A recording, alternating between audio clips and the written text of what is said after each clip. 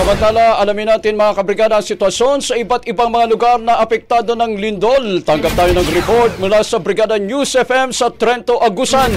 Klase sa lahat ng pribado at pampublikong paaralan sa Agusan del Sur suspendido dahil sa lindol. Brigada Christian Cabanyas, i-brigada mo! Brigada Live Report. Sinuspindi ngayong umaga, Oktubre 10, ang lahat ng klase sa mga pampubliko at pribadong paaralan sa Agusan del Sur bilang hakbang upang matiyak ang kaligtasan ng mga mag-aaral at guro matapos maramdaman ang malakas na pagyanig dulot ng 7.6 magnitude na lindol.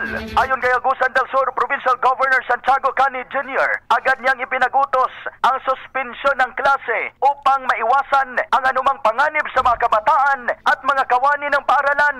Kasalukuyang nagsasagawa ng pagsusuri ang mga otoridad upang matukoy ang lawak ng mga pinsala sa mga infrastruktura at pasilidad sa lalawigan.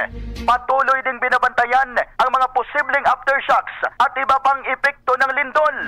Samantala, nagdeklara rin ang pamahalaang lokal ng Trento ng suspensyon ng trabaho sa lahat ng tanggapan ng pamahalaan at pribadong sektor bilang pag-iingat.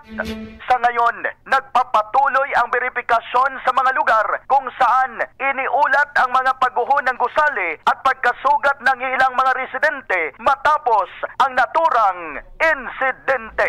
In the heart of changing lives, ako si Brigada Christian Talimudaw Cabanyas ng 105.5 Brigada News FM Trento, Agusan del Sur, the Music and News Authority.